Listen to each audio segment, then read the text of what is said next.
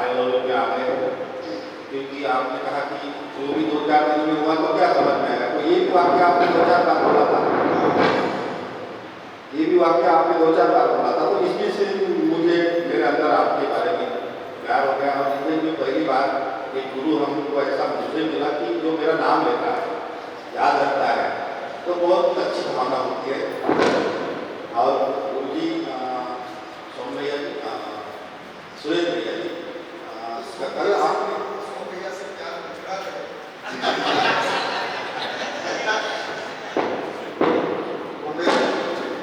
जी, तो सुरेश भैया जी, आपने हमारे प्रश्न जो थे आत्मा के बारे में, या वो कैसा जीवन है, वो कैसा जाता है आता है, छोटे छोटे बहुत प्रश्न थे, और हमने वो पूरी जिज्ञासा शांत करने का प्रयास किया, और वह बहुत सारे 99% हो गया।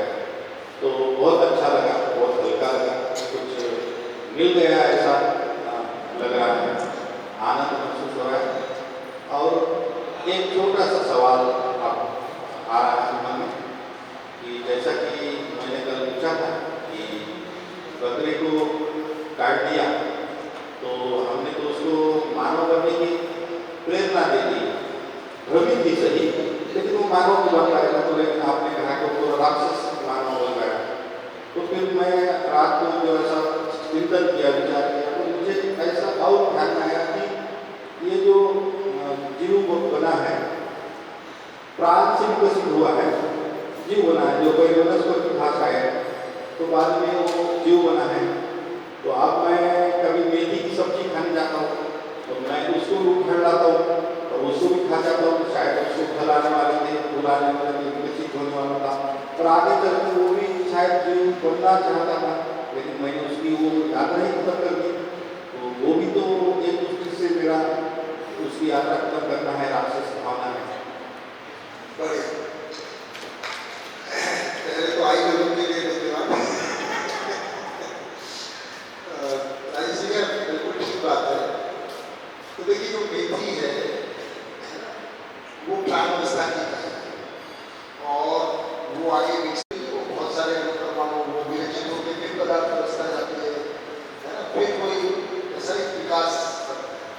तो जो मेन फर्क है मेथी में और बकरे या गाय या जो भी जीव है, केरल जो भी, उनके शरीर तो प्राणावस्था ही है, परंतु मेथी में जीवन नहीं है।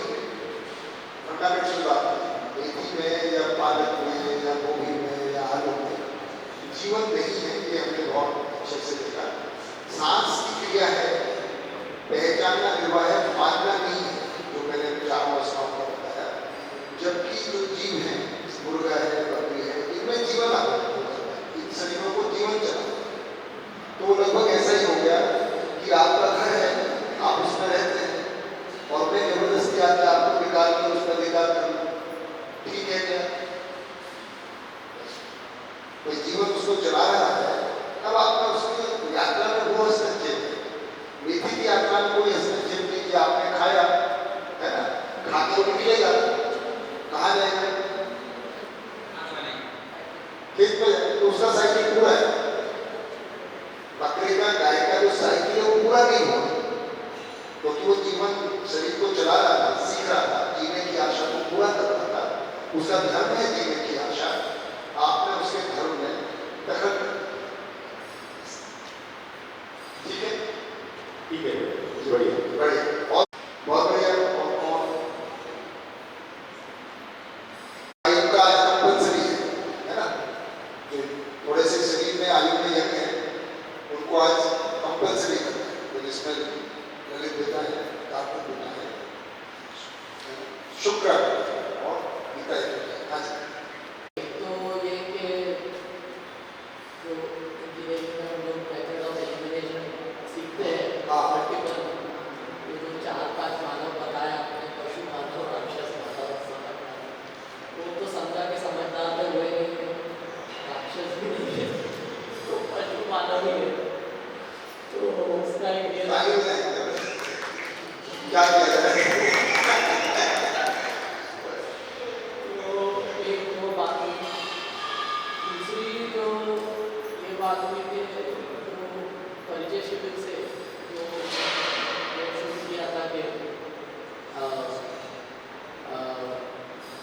जीना क्या है, क्यों है, जिंदा क्या है, जीना और जिंदा में फर्क। क्यों जीना है जो वो क्वेश्चन है। तो पूरे विश्वास के साथ जीना है, फिर विश्वास कैसे आता है, भाव और विचार को चलाने से ही आता है। फिर भाव क्या है, भाव जो है भाव की स्वीकृति। अब ये तो मैं रिपीट करता ही आ रहा था लास्ट 3-4 महीने तक। अब अध्ययन में जो भाव और स्वीकृति दोनों खुल गया इतने सुंदर तरीके से कि स्वीकृति क्या है, स्वीकृति जो है वो समझ से आती है, और समझ कैसे आएगा, वो अध्ययन से आता है। तो अध्ययन करना है। और जो भाव है, जो भाव है वो भाव जो दर्शन में लिखा हुआ है, तो यानी जो दर्शन का अध्ययन, तो इस तरीके से जो कल खुला तो बहुत अच्छा लगा कि ये इस तरीके से करना है। और तीसरा ऐसा है कि जो सब आजू बाजू वाले बोलते रहते थे कि भैया कुछ बड़ा सोचो, कुछ बड़ा करो, क्या बड़ा क्या है, तो भैया कोई बिजनेस है, कोई बाहर चले जाना बड़ा है, बंगला, बस ऐसे कोई कभी क्षमता नहीं लगती थी तो झूठ बोलना, कभी लगता था कि कर सकते नहीं, बट आपने इतना बड़ा बता दिया देखिए वाला।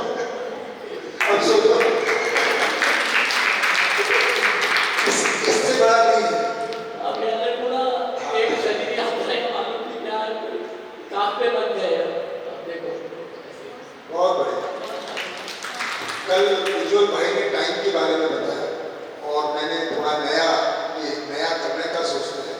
आज अकबर भाई ने एक और बात बताया कि हमको लोग बोलते रहते है ना, और हम भी सोचते रहते हैं जब आप बोलते हैं कि कुछ बड़ा करो, कुछ बड़ा सोचो, है ना, उसके अंदर में व्यापक है, व्यापक का अनंत इकाइयां हैं, अनंत धरतियां हैं।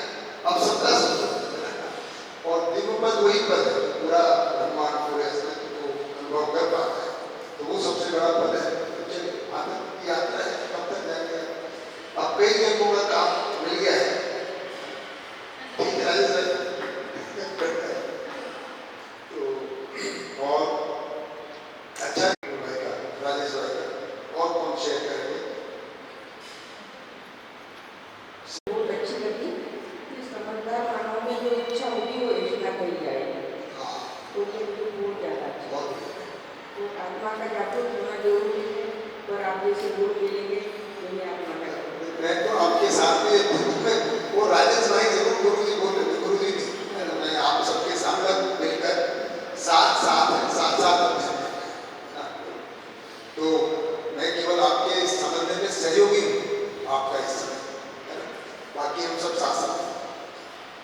हाँ, कुछ चीज़ें मिलकर जुलकर मैंने कुछ सोच कर आई थी कि ऑब्वियसली हम सोचते हैं कि जीना क्यों है, तो जब से पहला सफर शुरू हुआ तब से लेकर अभी तक तीनों इसमें बहुत सारी चीज़ें खुल रही है, तो अब हमको बहुत क्लैरिटी आ रही है उसमें। कल से मुझे ऐसा लगा मतलब एवरीडे एक माइलस्टोन हम अचीव कर रहे हैं, क्योंकि ध्यान हमारा उस ओर जा रहा है। तो मुझे ऐसा लगता है कि जो कल हमने जितने चक्र देखे, पद चक्र, जितने जल्दी हम ध्यान चक्र से दिक चक्र की तरफ बेसिकली भ्रमित मानव से समझदार मानव की ओर चले जाएंगे, तो एटलीस्ट हमारा वो संकर्षण जो है वो रुक जाएगा।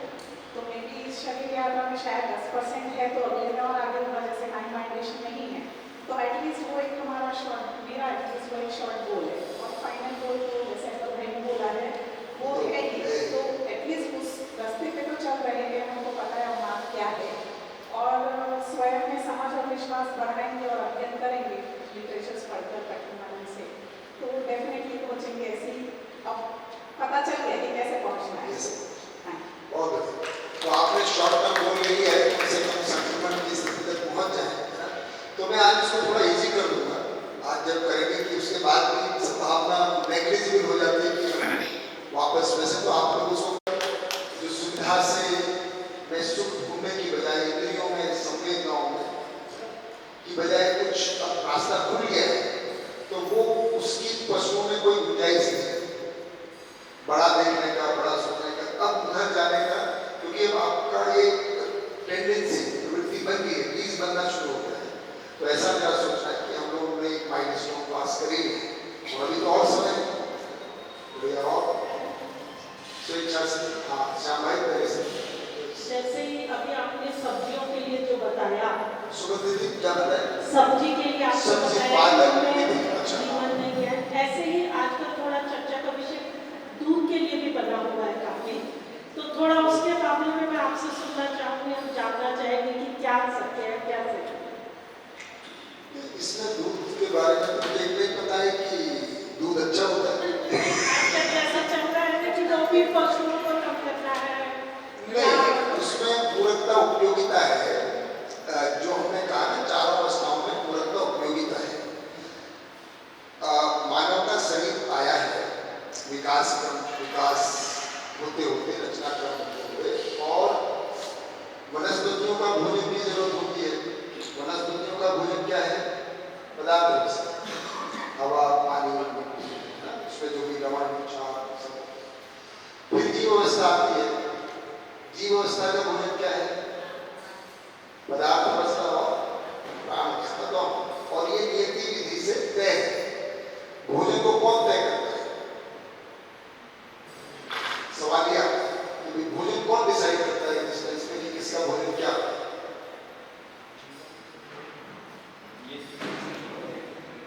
चलिए थोड़ा सोचा जाए। ये एग्जिस्टेंस में कौन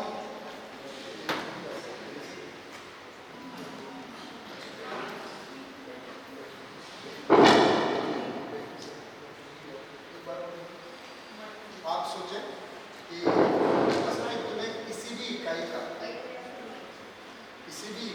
भोजन, नहीं मेरे बात हो गई, आपको बोलना है कौन तय है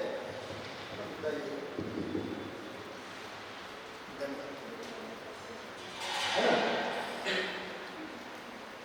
कौन तय करेगा हिरण का भोजन क्या होगा और शेर का क्या होगा? उसका सिद्धांत क्या है?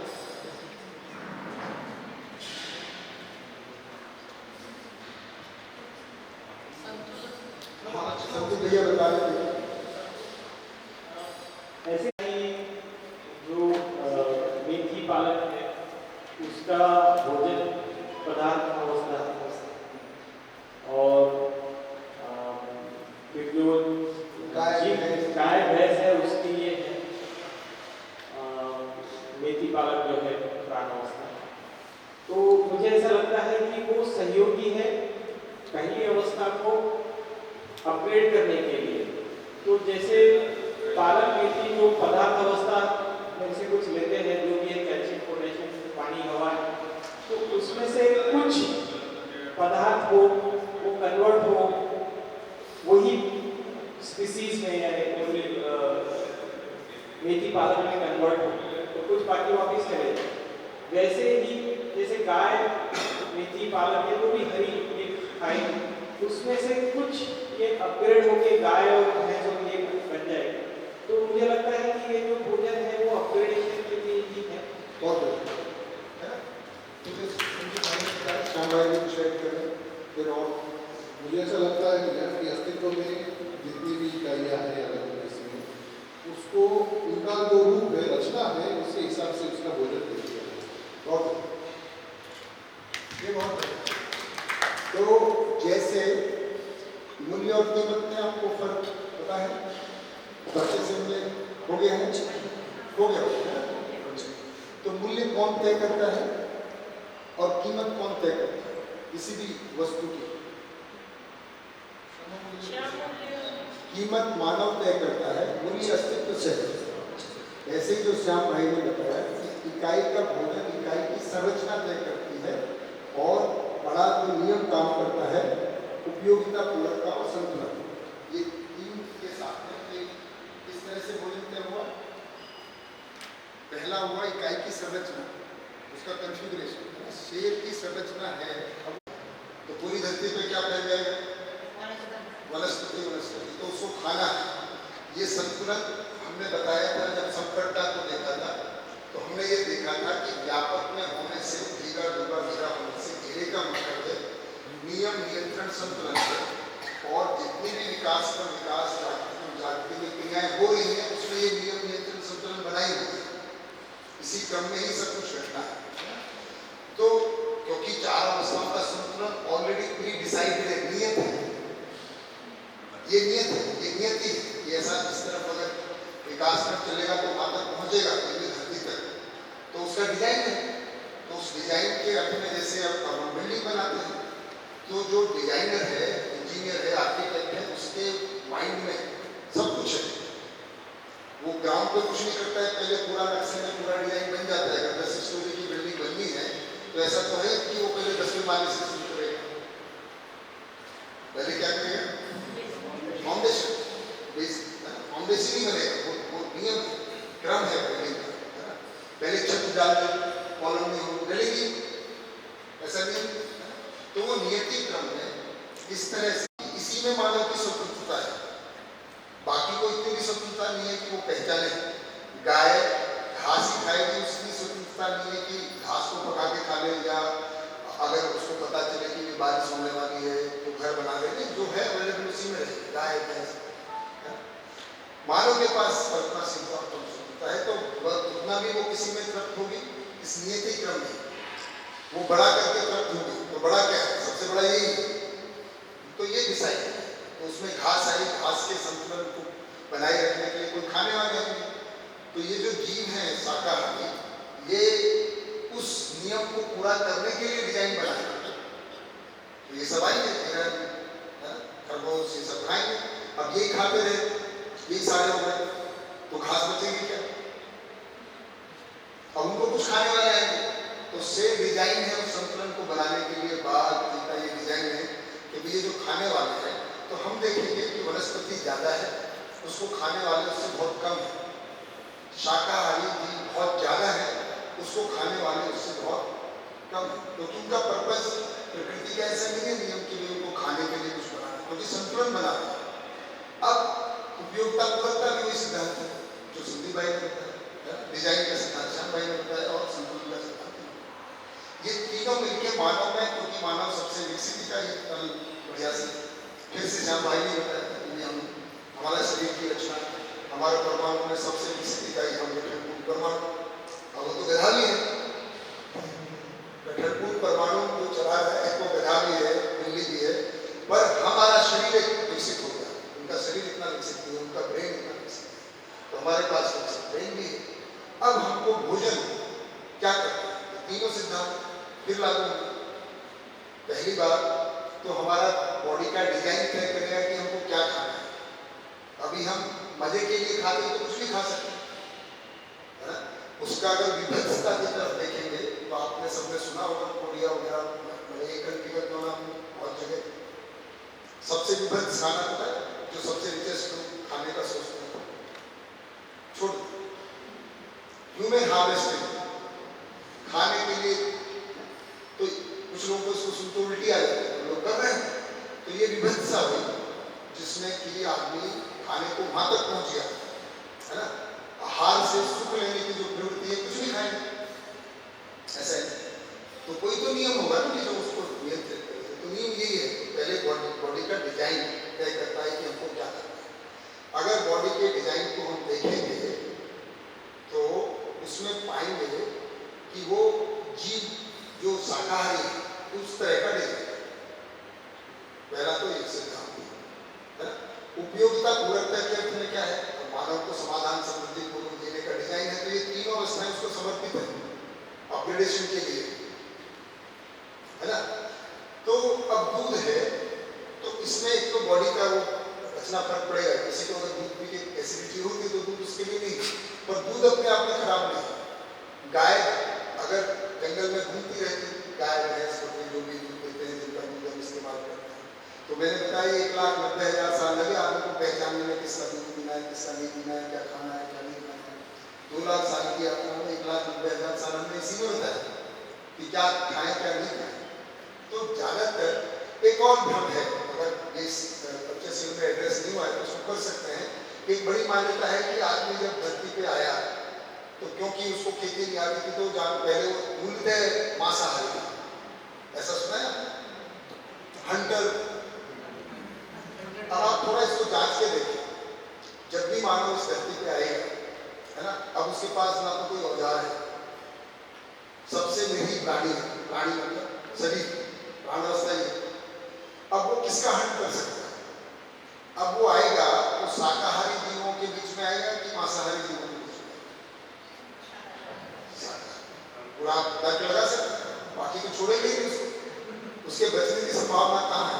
हाथियों के बीच में, बंदरों के बीच में, है ना, जहाँ से भी जैसे भी आए तो अध्ययन करेंगे तो वो भी मुद्दा आएगा। अब वो आया तो किसको देख के खाना सिखाए? आदमी ने जो भी करना सिखाए वो जानवरों को करने सिखाए, देख के सिखाए। किसको देख के खाना खाएगा? गाय, बंदर, जो फल वो खा रहे हैं तो उसको लगेगा ये खा के ये जिंदा है।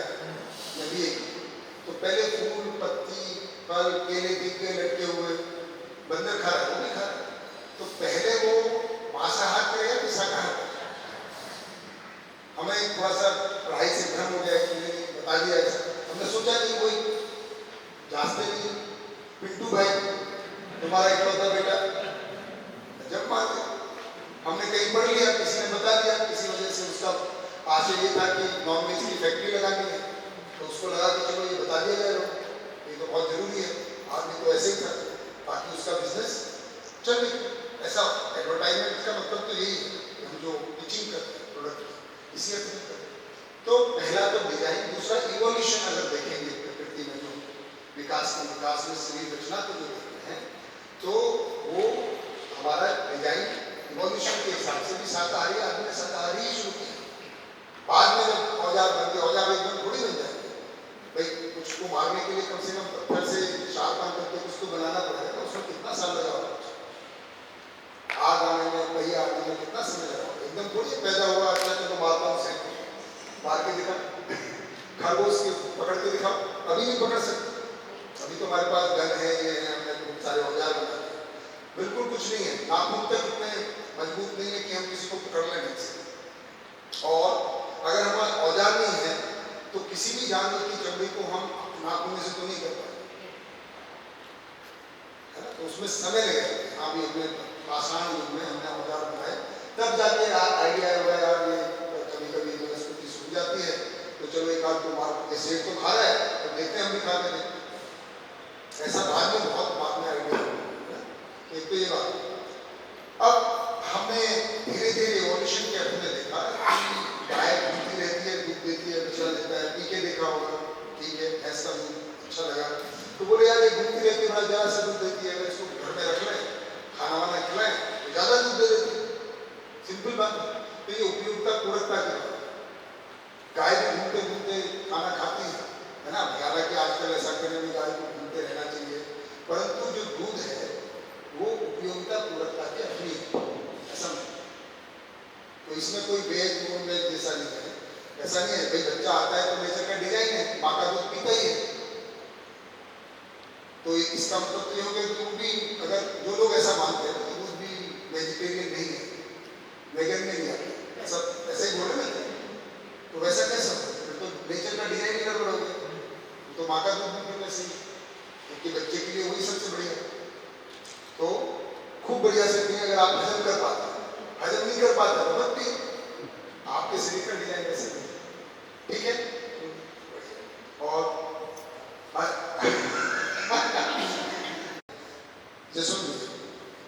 नमस्ते भैया। तो आपने अभी बताया कि नेचर का डिजाइन है, हमने क्या खाना है, तो वो सही बात है। लेकिन ये अभी दूध का प्रश्न निकला है। दुनिया में मानव ही ऐसा प्राणी है कि दूसरे बच्चे के माँ का दूध पीता है, और दुनिया में जब सब पैदा हुए जो प्राणी है सिर्फ वो अपनी माँ का दूध पीते हैं। तो मेरे ख्याल से एक बात बताऊँ इसमें भाई, मानव ही एकमात्र प्राणी है जो कपड़े पहनता है। आपने गाय भैंस को कपड़े पहनते देखा है? नहीं। तो उसको क्यों नहीं क्वेश्चन करते? आप कह रहे हो कि भाई मानव ही ऐसा है, गाय है जो दूध पीता है, तो मानव तो ऐसा बहुत कुछ करता है जो जानवर करते ही नहीं। और मेरे ख्याल से नहीं, पहले आप समझ रहे हैं क्या कर रहे हैं?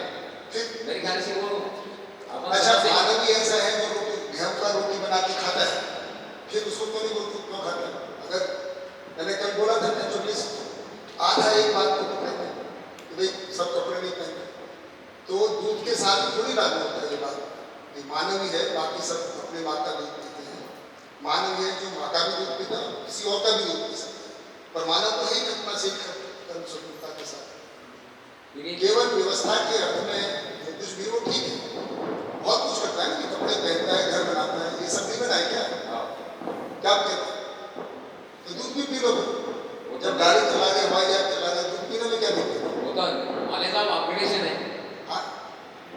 बात है, मेरे ख्याल से ऐसा मुझे लगता है, बाकी सबको नहीं लगता होगा, कि गाय भैंस का जो दूध है वो सिर्फ उसके बच्चे के लिए पूरक है, क्योंकि वो प्रोटीन विटामिन जो है वो उसके बच्चे के लिए। तो अच्छी बात वैसे है। अपने बच्चों को गाय का दूध जब शुरू करते हैं तो उसको पचता नहीं, तो वो जो प्रोटीन विटामिन है वो उसके बच्चे के हिसाब से है, अपने बच्चे के हिसाब से नहीं है। ऐसा जांच लीजिए, लैब टेस्ट करा लीजिए, है ना? ये सब मान्यताएं हैं, ये सब मान्यताएं हैं, क्योंकि कहीं से मैंने बताया ना, जैसे एक आर्गुमेंट आपने दिया कि भाई मानव ही है जो अपनी माँ के अलावा दूसरों का दूध पीता है, ऐसे कह रहे हैं, ये बात ठीक है, पर मैं ये साथ में कह रहा हूँ मानव ही है जो बहुत सारा ऐसा करता है जो जानवरों से बिल्कुल अलग करता है। तो केवल दूध वाली बात में क्यों नहीं? घर में रहना बंद करो, कपड़े पहनना बंद करो, रोटी को पकाते हुए खाना बंद करो, क्योंकि जानवर तो ऐसा नहीं करते। मान्यता हाँ भैया, ऐसा बोलते हैं कि माँ का दूध जब नहीं मिलता तो गाय का दूध देते हैं, जो बेसिक है, भैंस का नहीं देते, क्योंकि वो लाइट है, it is comparable to mother's milk. ऐसा है, स्टडी है मतलब, तो ये तो मतलब बहुत बढ़िया से स्टडी हो सकता है। आप माँ के दूध का एनालिसिस करें, प्रोटीन, कार्बोहाइड्रेट, विटामिन, ये सब, और बकरी का और गाय का करें, बहुत अंतर नहीं है ना। तो ये हमारी मान्यता है।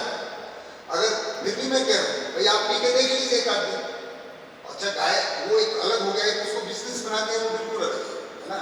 और दूसरी बात, अगर आप कह रहे हैं कि उसके बच्चे को बिना पिलाए आप दूध पिए, वो भी अपराध है, तो आप उसको खूब पिलाइए जितना वो पी सकता है।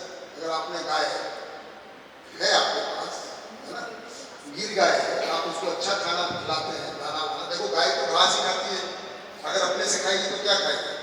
आप बढ़िया से उसको पनीर खिलाओ। अब जैसे वो दूध बढ़ जाता है, छोटा बच्चा आया, उसको भी बाद में तो घास ही खानी है, कितने दिन तक दूध पीता है, आप खूब दूध पिलाइए, कितना पी सकता है? सारा तो नहीं पी सकता है, क्योंकि अगर वो जंगल में घूमती और तब बच्चे को जन्म देती तो मुश्किल के एक आध लीटर दूध देती, वो पी लेता, उतना ही पीता।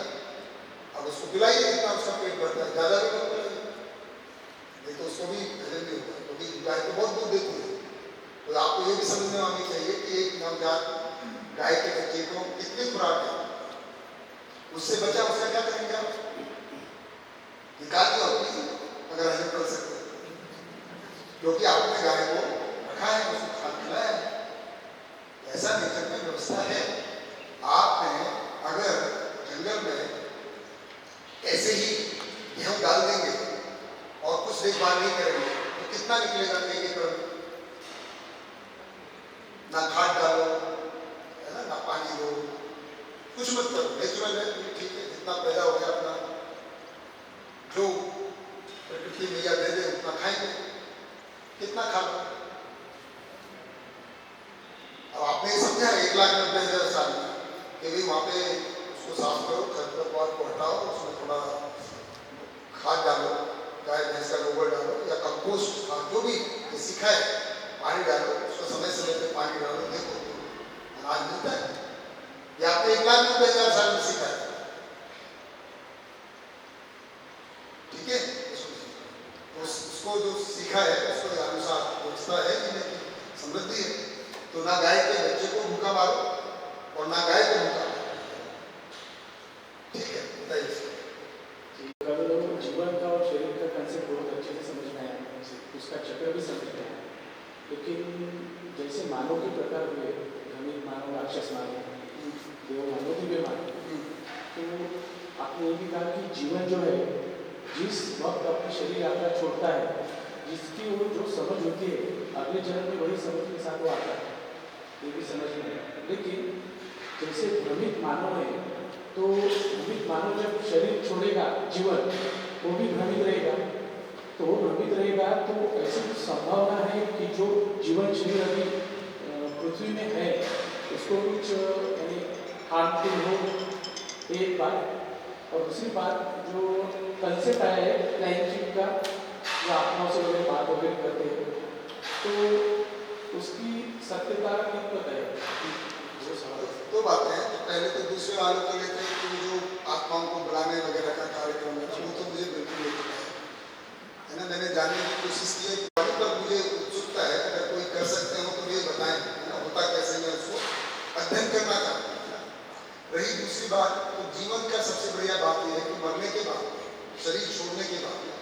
यहाँ पहुंच जाता है ना। ये पूरा क्या तो कितना भी पशु मानव राक्षस मानव जैसा भी हो, उसमें कुछ भी करने की क्षमता नगण्य हो जाती है ना। तो जो भी करता है शरीर के साथ ही करता है, तो कोई हार्म नहीं कर सकता है। और ज्यादा कुछ नहीं कर सकता। ये तो यहाँ कर रहे हो सिगरेटी वाले देखे कैसे हमारे धर्म के कुछ बातें नहीं ऐसा नहीं। ठीक है, शेर अभी चालू है तो हम इधर पहले कार्तिक बेटा क्योंकि माइक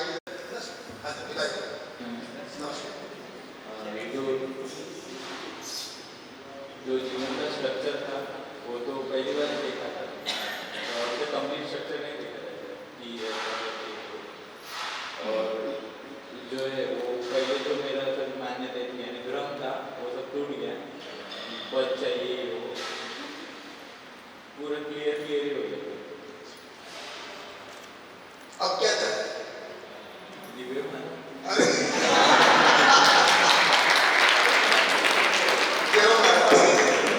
अकबर भाई आपने डिस्क्राइब कर दिया है, ठीक है बेटा, आपकी हमारी तरफ से बहुत बहुत शुभकामनाएं।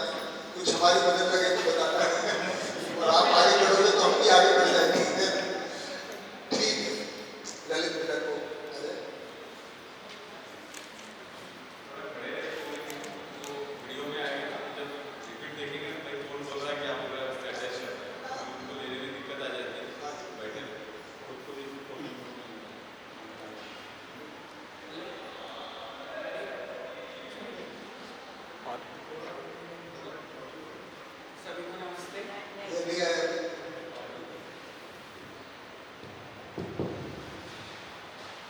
सभी को नमस्ते।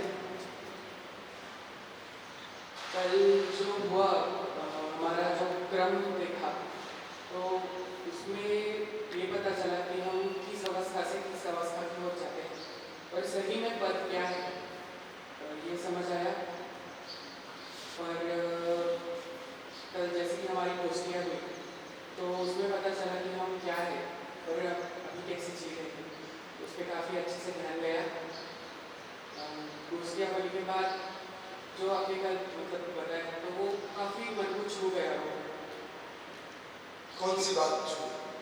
कि हम कितना करुणा नहीं हो सकते और अभी मतलब हम कि छोटी छोटी बातों में अपना टाइम वेस्ट करते हैं। जैसे इसने मुझे धक्का दिया तो इसने मतलब क्यों दिया, और जैसे कि चुगली हो गई तो इतना टाइम वेस्ट करते हैं हम कि मतलब ध्यान ही नहीं दे पाते उस बात की ओर।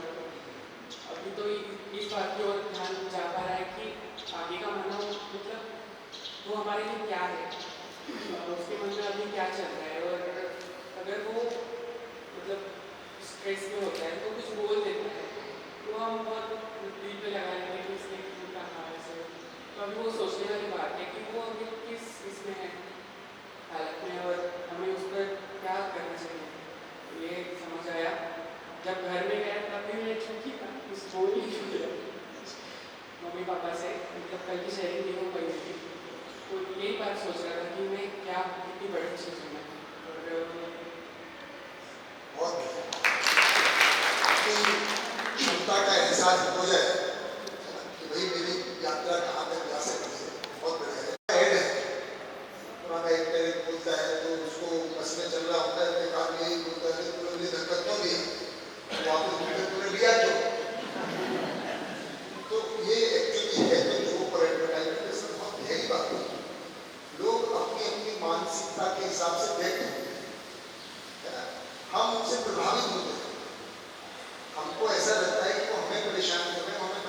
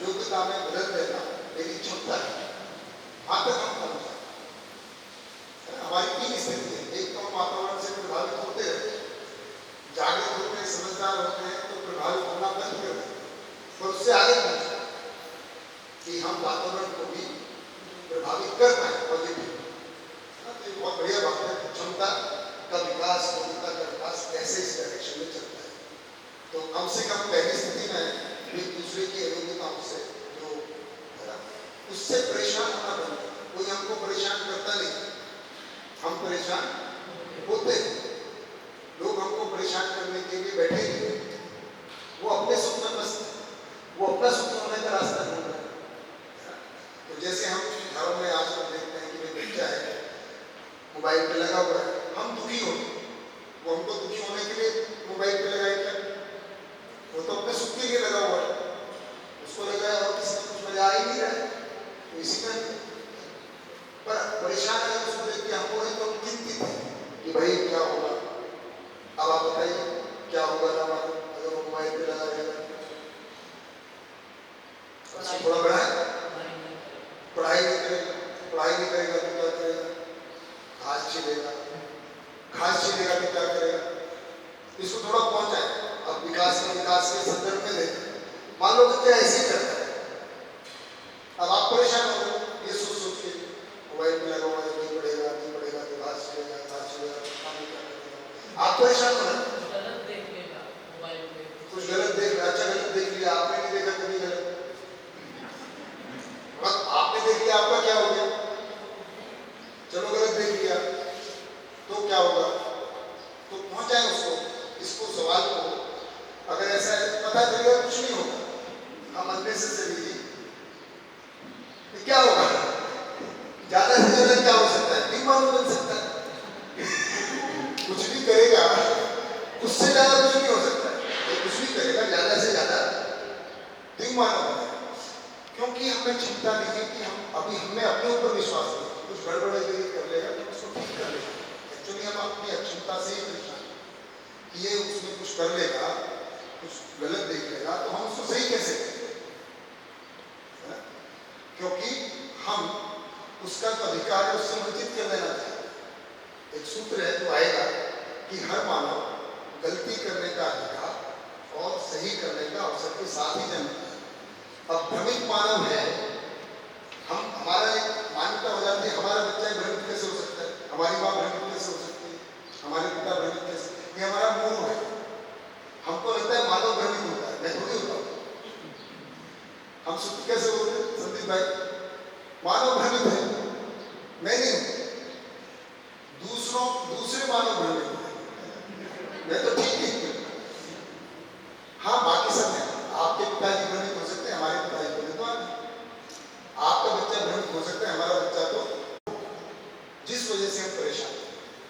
तो अगर इसको जो आशंका है, डर है, कल हमने एक एग्जाम्पल लिए थे एक दीदी का जो वो है ना, तो हम अपने बच्चे की इसको लागू करें, वो जो कर रहा है ना, तो क्या हो जाएगा जिससे हम डर रहे हैं?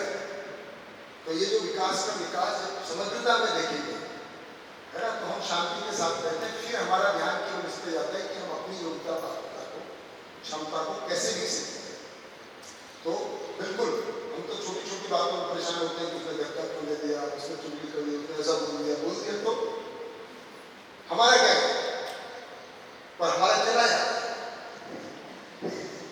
किसी ने हमारा कुछ बोला तो हमारा चला जाता है, वो क्या जाता है उसी को सोचो। जब एक बात बता, अगर आप उस स्थिति में समझ में आ गए तो 5-6 घंटे क्या चीज है? पहली बात तो लाखों साल की आपने करके यहाँ पे पहुंचे, 2 लाख साल तो हुए ना, है ना, और अभी लाखों करोड़ों साल और आगे चलना है, और वैसे भी शाश्वत है, नित्य वर्तमान है। अब 2-4 घंटे आपके निकल गए, अच्छा आपके हैं क्या वो 2-4 घंटे? लगता है मेरे 2-4 घंटे बर्बाद हो गए।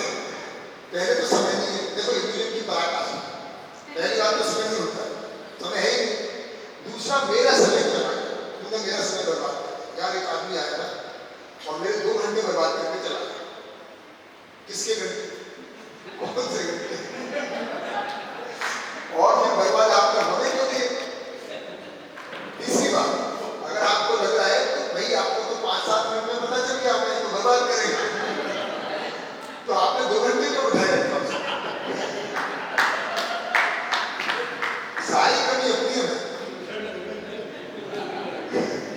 हमको मूल्यांकन करने नहीं आता, हमको इवैल्यूएशन करना नहीं आता, बाद में दुखी होते हैं 2 घंटे बर्बाद करके, हमारे 5 घंटे। जिंदगी में आदमी के अलावा कुछ नहीं, आपको सही पता। तो कुल मिला के मुद्दा यहाँ बनेगा कि मेरी समझ कैसे विकसित हो, इसी से ये सब हैंडल होगा। जब तक हम केवल रिलेटिविटी सापेक्षता में जीते हैं तो दुखी होते हैं, सापेक्षता में ही दुख है। अब एक नया शब्द सापेक्षता मतलब बहुत छोटे में देख रहे हैं, बहुत छोटे टाइम बनाया हुआ है, बहुत छोटा। जैसे आप विकास का विकास इसका अभ्यास होना होगा, जैसी समग्रता में देखते हैं सब। अभी अपना बेटा है, हो सकता है ये में आपका बाप रहा, अगला गुजराती में अगला तो पिछले हो, या कल चांदनी दीदी बोली थी कि ज्यादातर ऐसा होता है ना। अब ये सोचना, जब आप बच्चे को देखो, जो कल बात कर रहे थे ना कि भाई पहले जीवन जब शरीर को छोड़ता है तो पहली प्रायोरिटी उसके आने की कहाँ होती है? अपने परिवार में। हो सकता है आपका बच्चा आपका दादा नाना हो, अब आप उसको डांटे जा रहे हो बात में, तो पूर्वज दादा परदादा। हो सकता है कोई शत्रु जैसा है बच्चा, इसलिए जन्म का कुछ तो होगा ना। नहीं अब डांट के दिखाओ। हमारी समग्र छोटी सी दृष्टि यार ये है भाई, तो लगातार ये कितनी यात्राएं तय करती है। ये वाला जो साइकिल है, ये तो निरंतर है, चलेगा, इसमें कोई गतिरोध नहीं, ना शरीर की कमी है। और गलत आप जितना लिमिट में गलती लाभ है उतना ही कर सकते, उससे ज्यादा नहीं कर सकते। कोई भी मानव कितनी बड़ी गलती कर सकता है, छोटी छोटी तो ये गाली दे दी, चुगली कर दी, धक्का ले दिया, किसी का पैसा चुरा लिया, ये छोटी छोटी। ज्यादा बड़ी से बड़ी क्या कर सकता है? मार सकता है। हाँ, शरीर ही तो लिया और क्या लेते हैं, दूसरा मिल जाएगा। या आप ऐसा सोच सकते हो, राजेश भाई तो कितना बढ़िया सोच रहे हैं, बकरे को काट के हमने उसको मौका दिया। तो आप भी ऐसे सोचना, अच्छा बेटा मर्डर करना है कर दे। ये शरीर में तो वैसे भी डायबिटीज और लीवर खराब हो गया है, दवाई पे दे रहा हूँ, वैसे ना वो भी परेशान है, उल्टा कांसता ही रहता है, कर दे जल्दी कर, दूसरा मिल जाए।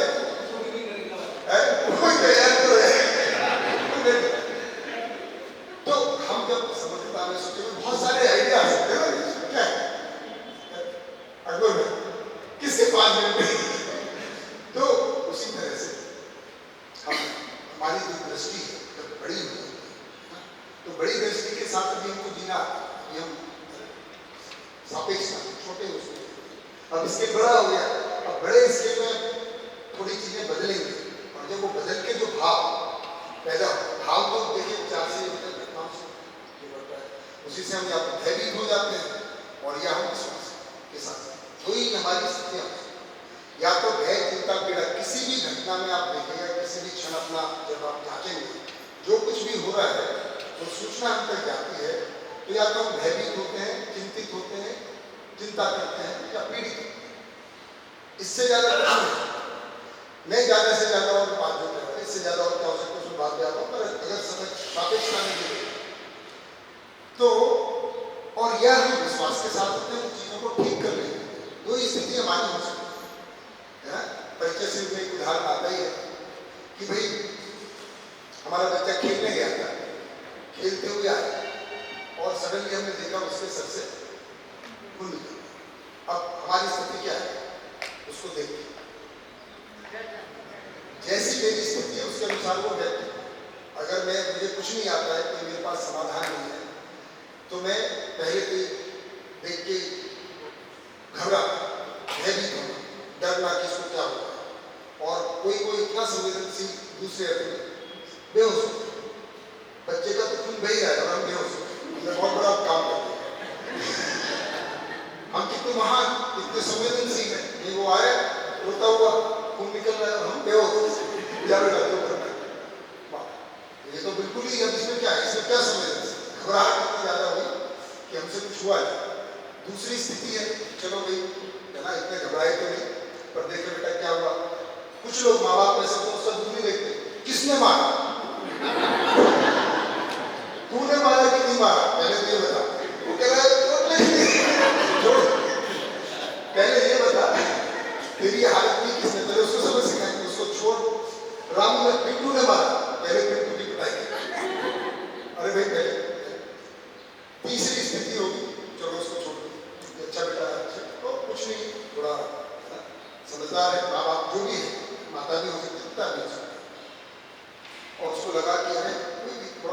किया, है ना, सेवरम लगाया, उससे धो दिया, क्रीम लगा दिया और उसको डॉक्टर के पास गया।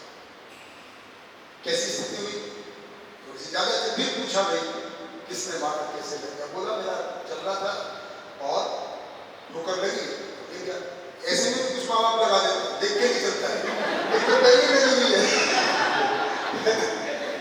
जब देखो गिरता है, ऐसा हमारा रिएक्शन ऐसे करता है।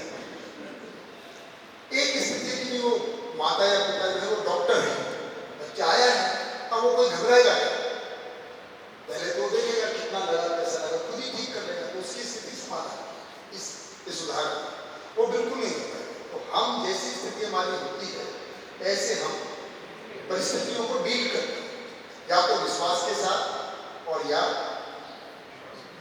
धैर्य। इससे ज्यादा कुछ नहीं हो सकता, ज्यादा से ज्यादा आप बनेंगे तो बीमार होंगे, उससे ज्यादा क्या बन जाते, उससे ज्यादा ऑप्शन ही नहीं है, कोई पद है ही नहीं और खाली है, व्यापक बन नहीं सकते, बुरे दिन में व्यापक करके रहूंगा कुछ संभाव नहीं, कोई किसी को लगे ऐसा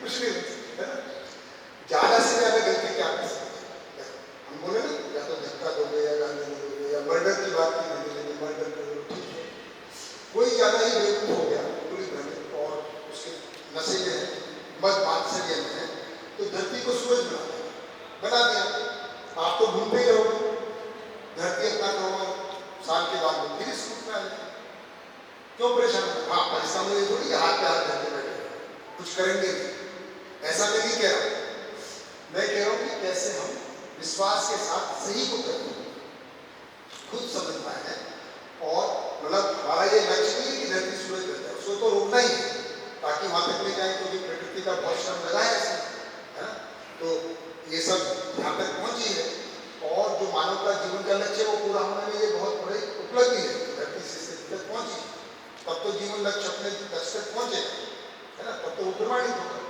तो हमको गुस्सा करके कुछ नहीं कर सकते, धरना देके कुछ नहीं कर सकते, हाय हाय करके कुछ नहीं कर सकते, जो भी कर सकते हैं समझ कर सकते हैं। वही हम कहें न्यूक्लियर आर्मामेंट खत्म करो, मानव समझदार हो जाएंगे सभी, तो अपने आप ये सब चीजें खत्म हो जाएंगी। तो हमारा एक ही काम क्या कि समझे, खुद समझे और दूसरे के समझने में सहयोग, धीरे धीरे धरती अपने आप अखंड समाज, ये करने से बाकी सब होता है, ठीक है। बहुत बढ़िया बात की आपने, धक्का क्यों दी, ये धक्के से निकल पड़े, तो सही बात है, हम फालतू में बहुत सारा धक्का लेते रहते, देता कोई नहीं, एक और मैं बस में कम से कम देता तो है, यहाँ कोई धक्का ही नहीं दे रहा है, हम ले रहे हैं अपने आप फालतू में, तो हम केवल अपना समझने में ध्यान देंगे तो अपने आप, तो ये बढ़िया बात आपने सोची, और हाँ जी शुक्र। पहले जो होती है पदार्थावस्था का विकास होने पर हमें प्राण अवस्था प्राप्त होती है। प्राण अवस्था का संक्रमण होने के बाद, हाँ अच्छा, मुझे लगा आप बताओगे ह्रास होने के बाद चक्र में, पर आप बताइए। संक्रमण होने के बाद जीव अवस्था का विकास होने के बाद भ्रमित मानव हमें प्राप्त होता है, हम जो भी सब है। और रास जो होता है, तो रास होने पर हम फिर मतलब डिवोशन हमारा, हम फिर जीव अवस्था पे लौटते हैं। मुझे ऐसा लगता है कि हमारा विकास होता जाए, संक्रमण होता जाए, और सभी मतलब मैं ही नहीं पर सभी समझदार मानव, देव मानव, दिव्य मानव बन जाए। और समझदार मानव की जो ऐशना होती है वो वित्तेषणा, पुत्रेषणा और लोकेषणा। तो समझदार मानव में 3 ऐशना होती है जो अनुभव के थ्रू आती है, पहले अनुभव, बाद में बुद्धि, चित्रण वगैरह। तो जैसे ही हम देव मानव की ओर बढ़ते हैं तो उसमें से 2 ऐशनाएँ खत्म हो जाती है, पुत्रेषणा और वित्तेषणा।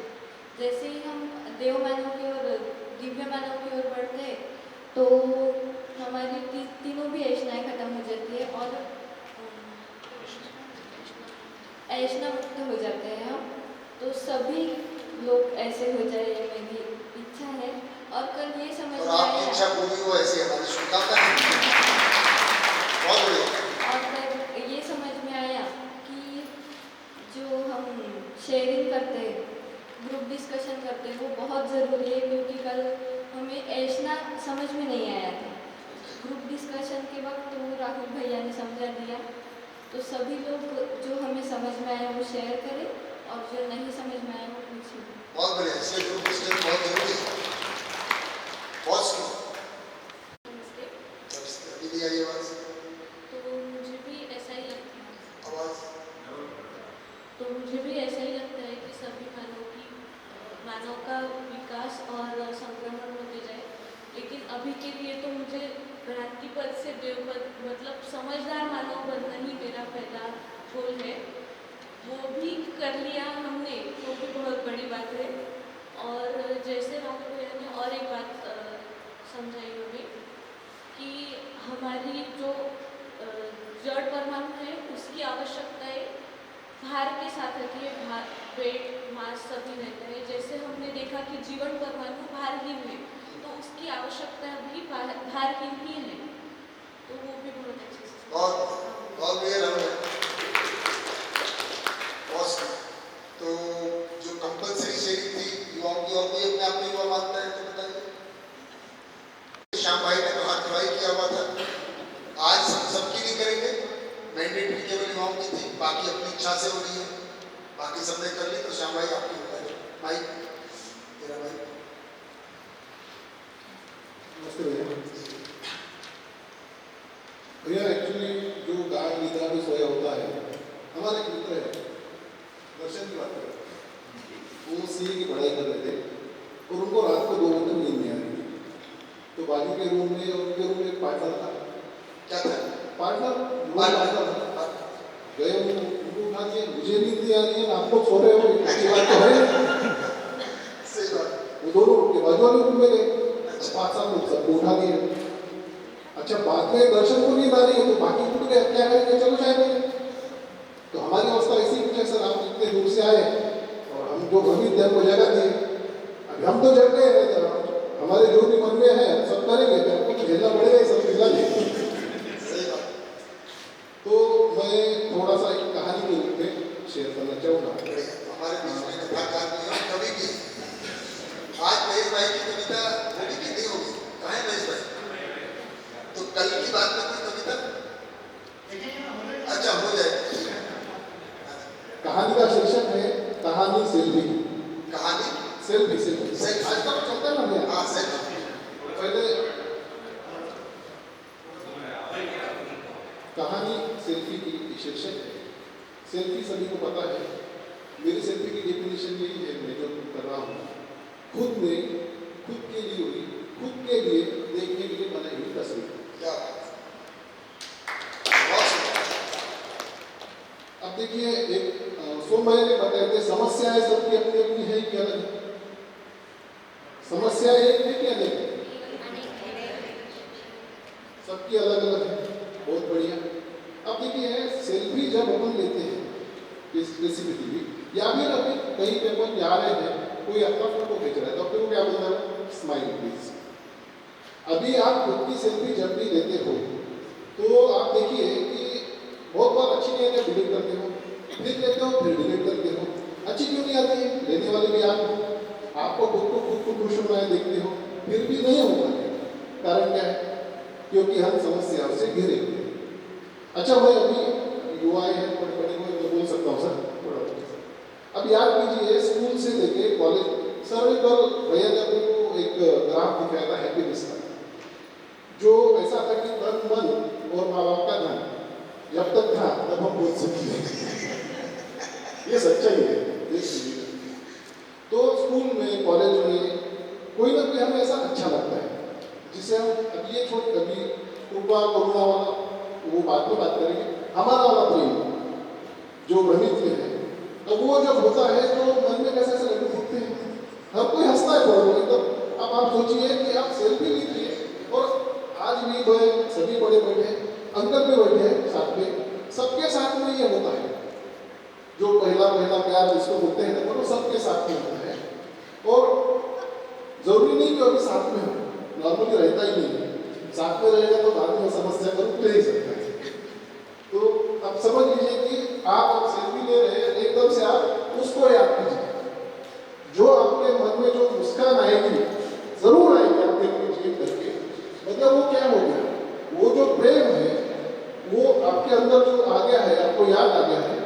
एकदम ऐसे हंसने लगते हो तब आप सेल्फी लीजिए, आप देखिए अभी सबके चेहरे के कैसी मुस्कुराहट भरे होते हैं। तो ये सच्चाई है। अब इसका मतलब अभी और एक स्कोपन आगे बढ़ाते हैं कि आप सोचिए कि आपको जो अच्छा लगा। अब मेरा खुद का बताता हूँ, मैं पहली क्लास में था तब मुझे पहली बार आवाज होता, फिर 9वीं में हुआ, फिर 11th में हुआ, फिर 3rd ईयर में हुआ। जरूरी नहीं है आपने व्यक्त कर, कोई और भी आपको व्यक्त कर सकता है, लेकिन ये होता है, ये निरंतर प्रक्रिया है। अब क्या हो जाता है कि आप जरा सोचिए कि आपको कोई अच्छा लगा, आपको ऐसा मन से लगता है कि मुझे इससे प्यार हुआ या अच्छा लगा। अब वो क्या अच्छा लगा, सोचने वाली बात यह है कि शरीर को शरीर अच्छा, अभी जो अभी हमने सीख लिए है, ये क्रिया तो जीवन की है, प्रेम तो जीवन को हुआ है। तो प्रेम जीवन को हुआ है तो किससे हुआ है? आपके शरीर से, आपको देख के हुआ है कि इस जीवन को जीवन से हुआ है। समझने वाली बात क्या है जो मतलब ये प्रश्न भी साथ में आ रहे हैं। कहानी पूरा और अभी सेल्फी से बात हो रही है, इसलिए बोल रहा हूँ कि अपन जैसा नॉर्मली में जाते हैं तो स्टेज के ऊपर दोनों समस्याएं साथ साथ बैठी है, हम पुष्प गुच्छ लेके जाके उनको देखते हैं और वो उन दोनों समस्याओं का जो फोटो है बहुत ही सुंदर आता है, उसका बड़ा बढ़िया एल्बम बनता है। उसको बाद में जब कभी याद आती है तो शेयर भी करते हैं। और बाद में उन्हीं दोनों का जब फोटो लेने जाते हैं तो शायद इतना अच्छा आ भी सकता है, नहीं जाता, लेकिन बहुत बार नहीं आएगा।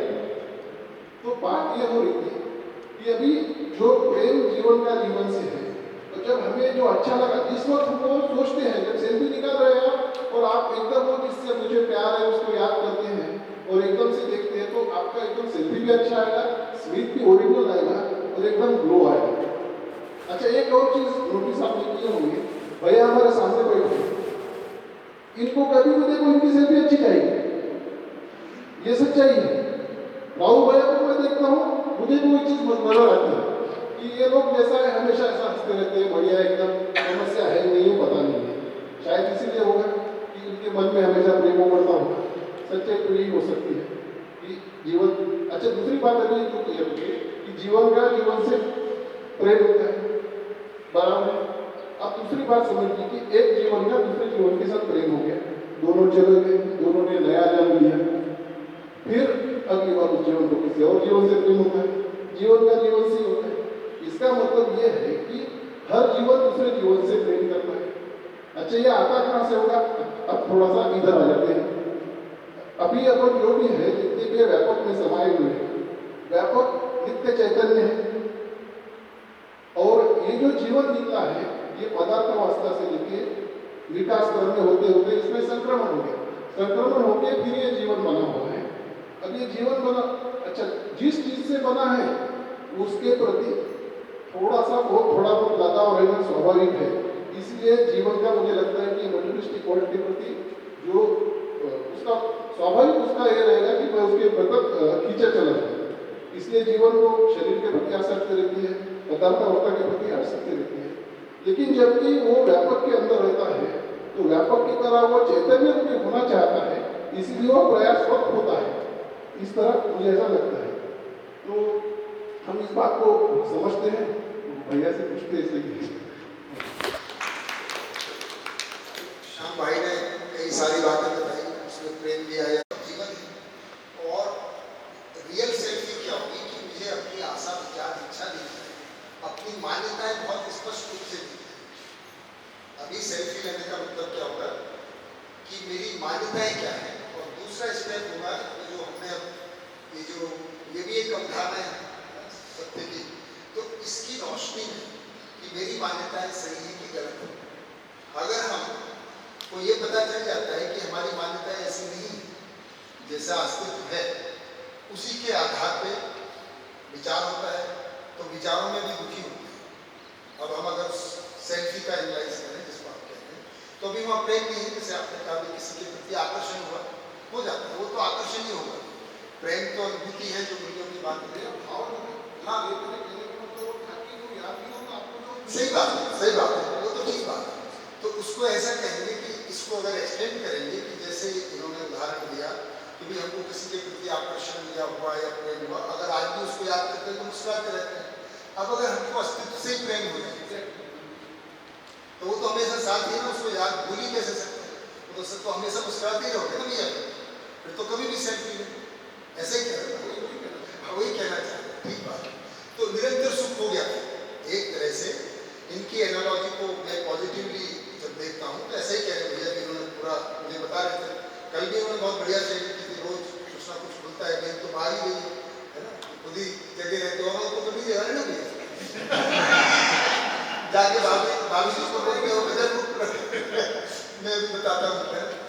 तो लेकिन ऐसा होता है, हमारा विचार पर जब खुलता है तो कई दिन तक चलता रहता है लगातार, और फिर आगे बढ़ता रहता है, फिर शाम पूरे दिन के बाद हो जाएगा। तो ज्ञान ही प्रेम है, ऐसा ही कहेंगे, और आगे जो ज्ञान की संस्कृत की अनुभूति ही प्रेम है। ये आगे ऐसे सूत्र भी मिलेंगे आपको जैसे जैसे अध्ययन करेंगे, अब ज्ञान दर्शन में ऐसे बहुत सारे सूत्र हैं। तो मूल बात यही हुई कि हम जब सेल्फी लेते हैं तो हमको अपना मूल्यांकन ठीक से होता है। जैसे आज अकबर भाई ने तो बोल दिया कि मैं पशु मानव हूँ, पर हमारा ये मूल्यांकन हो नहीं पाता, या समीक्षा हो नहीं पाती कि मैं कहाँ हूँ। तो पहला स्टेप तो यही है कि मेरी सेल्फी हो जाए अच्छे से। सेल्फी केवल चेहरे की नहीं, पूरे जीवन की गठन परमाणु, आशा में क्या चल रहा है, विचार में क्या चल रहा है, इच्छा में क्या चल रहा है। आज हम इसको और जीवन की क्रियाओं को देखेंगे ठीक से, है ना, क्योंकि जीवन तो है ही हम, है ना। जो गठन परमाणु मैं हूँ, तो मुझ में एक चलता क्या है, इसका मतलब हो जाएगा अपना सेल्फी ले लेना। आज के जो सेल्फी का जमाना है कि मुझे अपने आशा विचार इच्छा ठीक से मिल जाए। दूसरा स्टेप है कि वो सही की रोशनी में मूल्यांकन ठीक से हो जाए, और तीसरा स्टेप है कि जो सही की ओर में बढ़े, ये अध्ययन में लगना, मतलब वो 3 स्टेप। तो बहुत बढ़िया श्याम भाई, वैसे आप कहानी बनाते हैं क्योंकि तो ये एनालॉजी है, इसको कैसे व्यक्त करने का एक तरीका। ठीक है, आगे बढ़े, कोई और किसी के शेयरिंग